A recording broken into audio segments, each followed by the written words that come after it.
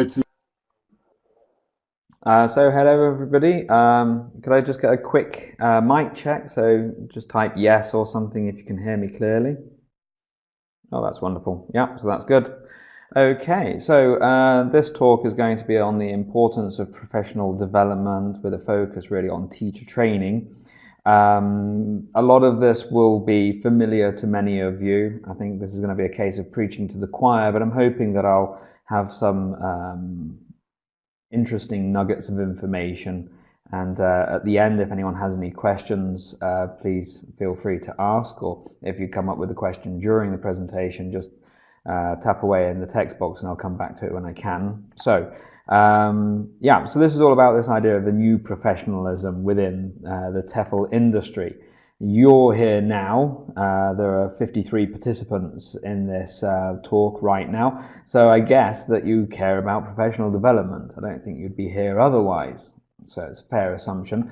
But we're going to look at the different forms that it can take and also why it matters that we continue training ourselves up as teachers to make sure that we have as much knowledge of the world as we can. So we're going to be looking at in-house training. A lot of you will be familiar with that already. We're going to look at IH-centered training, the things that we can do there. We're going to look at some external ideas as well. So let's get the ball rolling, shall we? So first of all, I want to talk for a moment about why I think input sessions are great. We call them input sessions here at our school. Training sessions, teacher development sessions, they come by a whole load of different names. In the first semester of each school year here at International House Bielsko-Biala, we do an input session every week, usually on a Thursday, and they usually last for 60 minutes. And then in the second semester, we drop down to maybe one every 2 weeks. I think that they are great in that they take place at your school, they can be timetabled in, you can avoid clashes with your own lessons. Those of you who have a good input session routine already know this, but I think it's always worth kind of going over the reasons why we do things and maybe reinvest a bit of energy in something that might otherwise become a bit stale. I love that input sessions are really responsive, and what I mean by that is, to give an example, let's say that you as a teacher are struggling with a particular class of teenagers, you don't know how to motivate them, so you go to your director of studies and you ask for some advice, and then maybe the director of studies says, well, let's do an input session on exactly that. So you meet back a week later, all the teachers together, and you have a great input session that then can be immediately applied. The things that you learn in these sessions can go straight into your classes. So I really like that aspect of them. They're also highly interactive, and that's going to be a contrast to a lot of what's going to follow in this presentation. Interactive sessions are more memorable by and large. They teach you better habits as a teacher as well. So I think that these input sessions have a very important place in our world. And as a personal note, the fact that you can lead your own input sessions in many schools, or you can ask your director of studies about leading them, is a great first step in your own continued professional development. The first time I started to take an interest in teacher training was when I volunteered to take a training session many years ago. And since then, well, you know, it's nice, it's fun. It's also something a bit different to just attending sessions. It's also different to teaching. When you're teaching, you have to grade your language, you have to aim for the level of your students, whereas in an input session, you're talking to other qualified professionals. So a very quick straw poll. If you've led an input session at your school, just type yes in the box. Hopefully some of you, yeah, once. Great. It's a great start, Victoria. So yeah, maybe you'll do another one in the future if you enjoyed it. They're a great way of boosting your confidence for one thing, and also testing out ideas.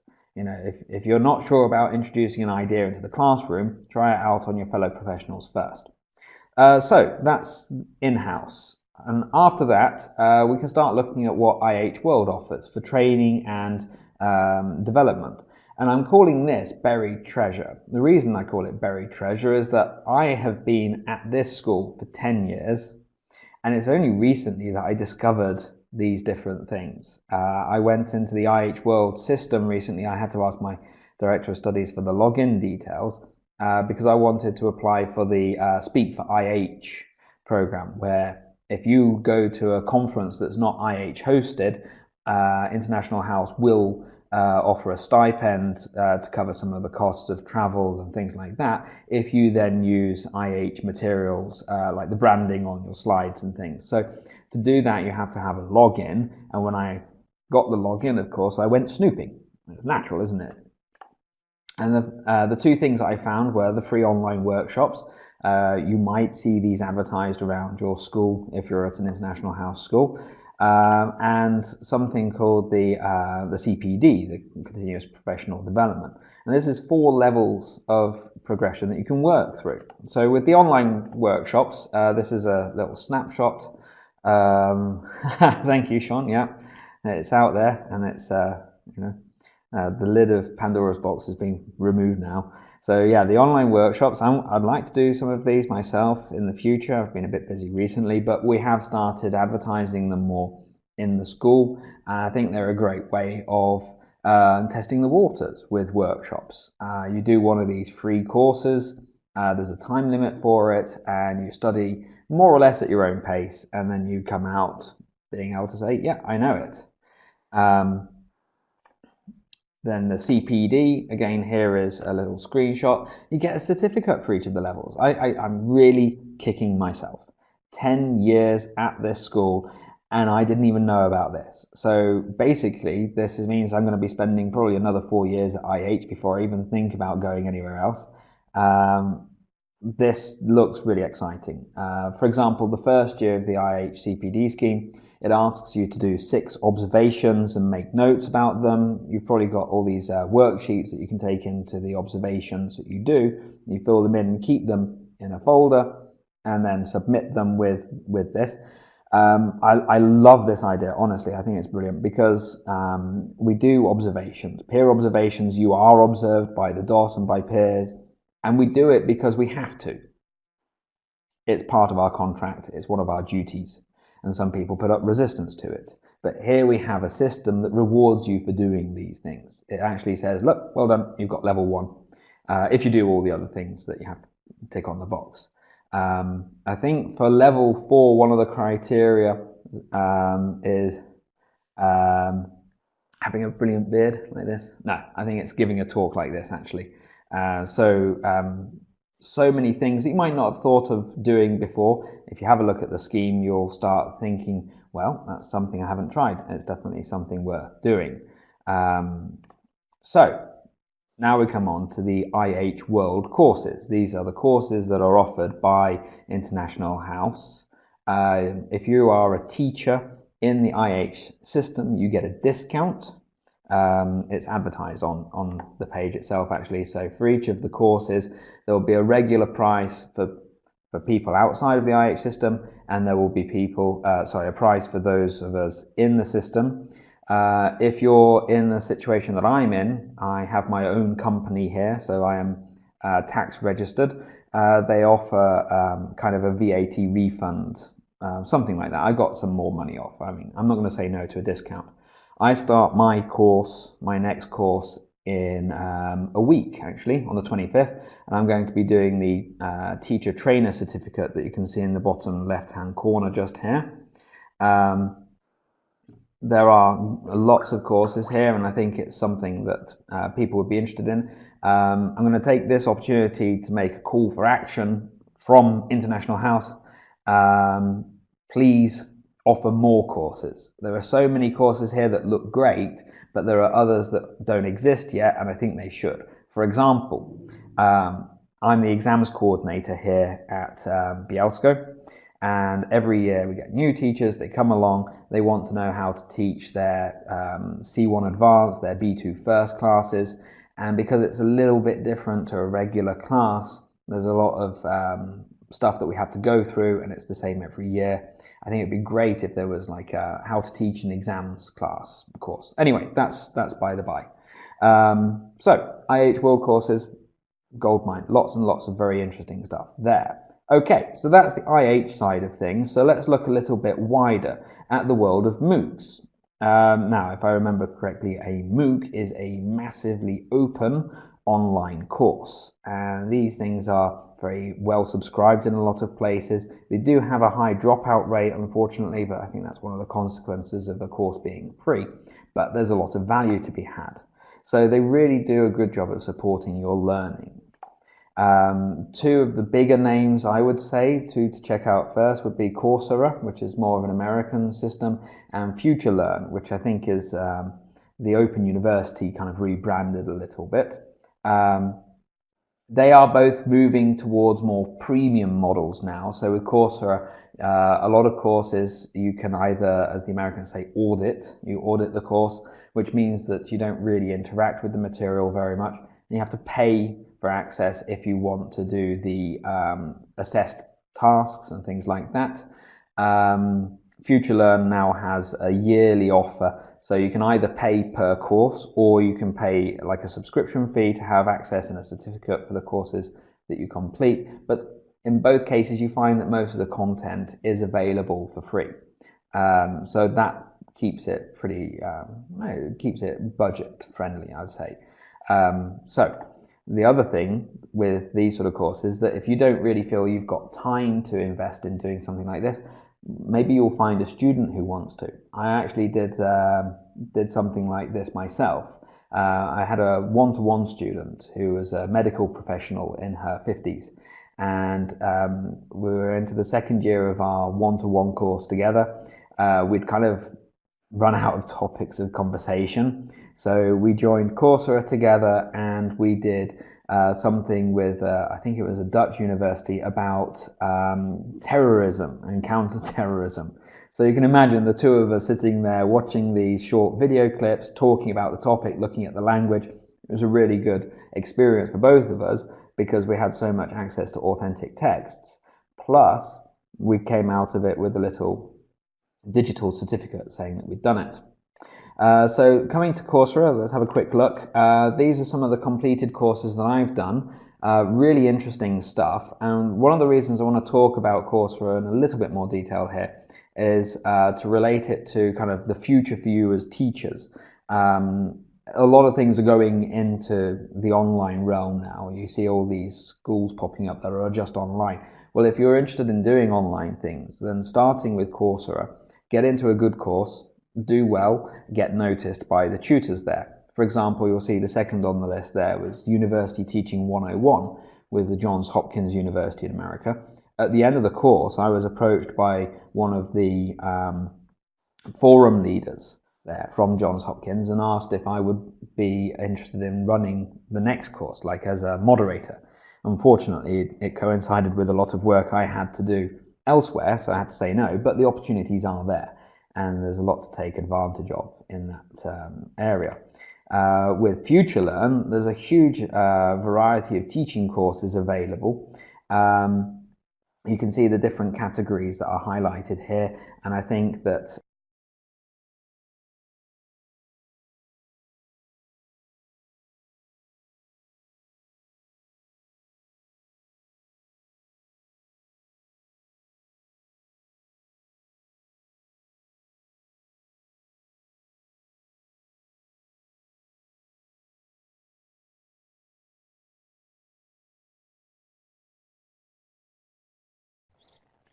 He would appear to have frozen.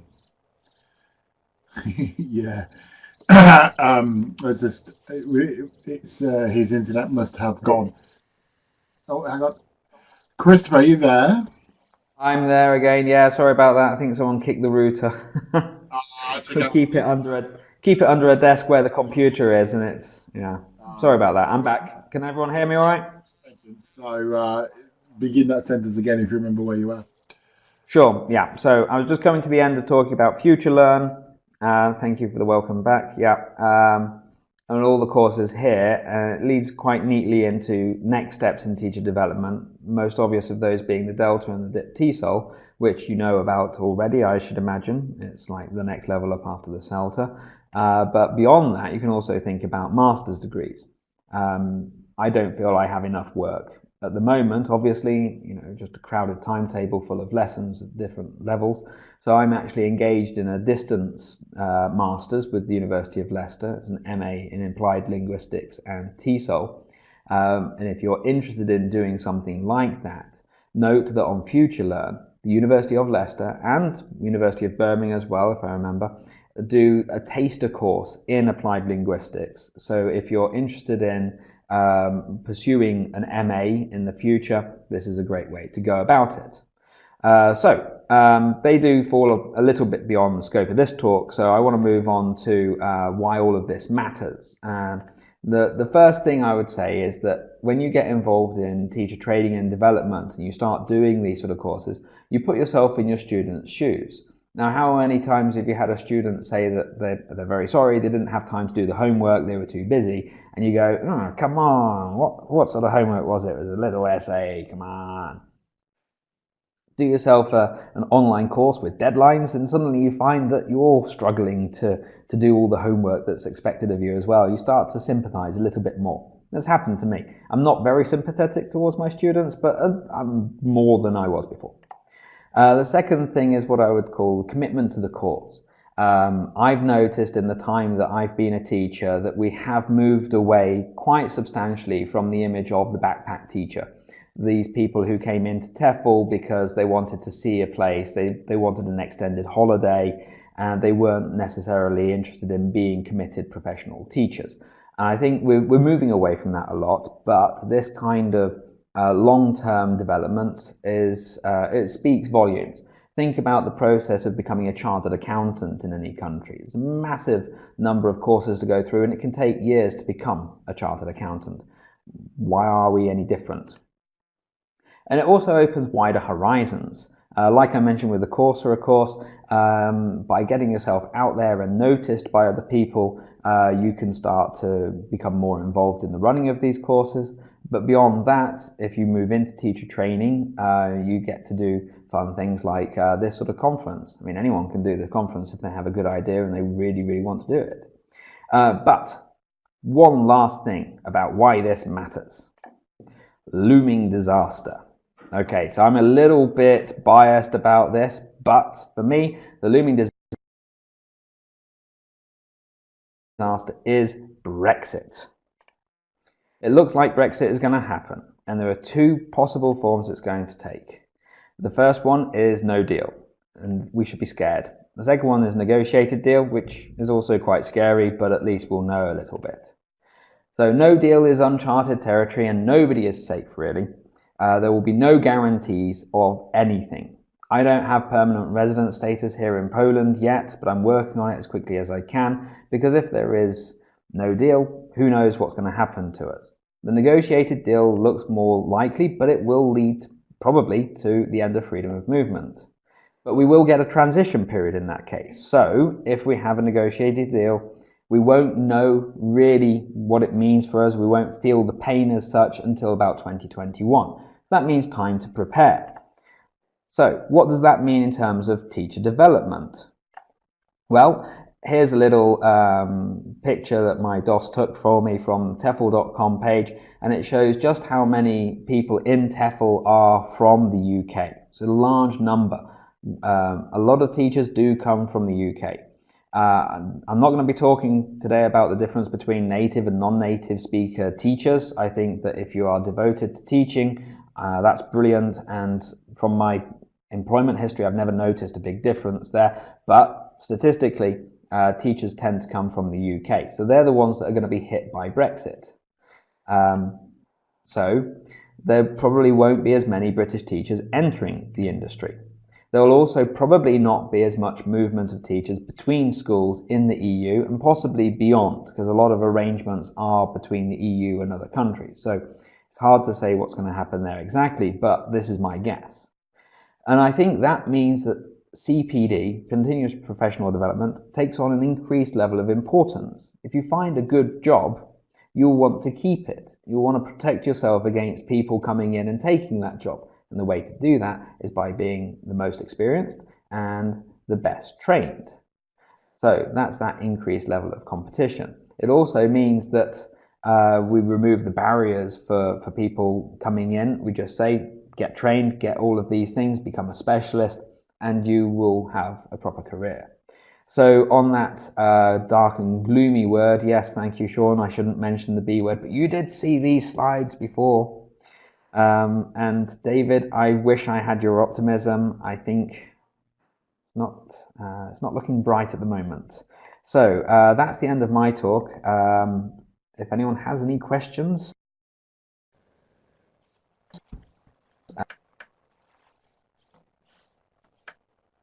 I think he was going Please. to say if anyone has any questions there, but he's frozen again.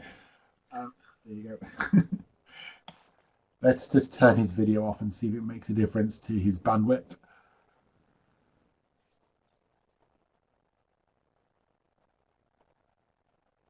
So, Christopher, I don't know if you can hear me, but you froze again, so we're just unfreezing you a little bit. Are you there?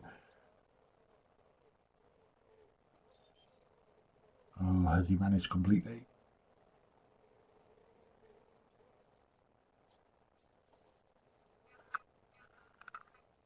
So was that suspense when you're in an online conference? Because you can't see the person. He still says he's there, but we're not getting anything from him.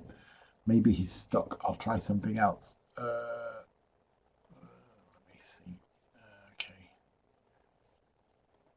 Let me try that and see what happens. If you do have any questions for him, then you can put them into the chat box and you can answer them when he comes back. While we wait to see if he comes back with a connection. We are about 6-7 minutes away from the next speaker, which is Amy, and I know Amy's already here, so that's good. And so while we'll see if he's coming back, let me put the schedule up for the next few bits.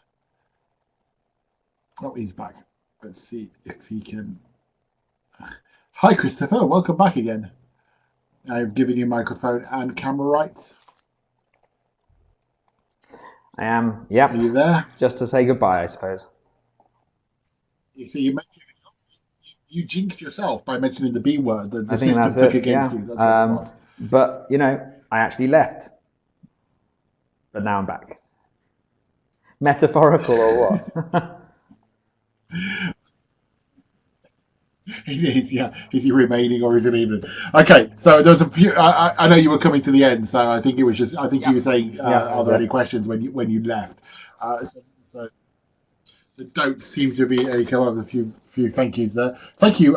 Thank you very much for being a great spokesman for all the content that we have on our website. By the way, we'll send you the feed in the post. Yeah.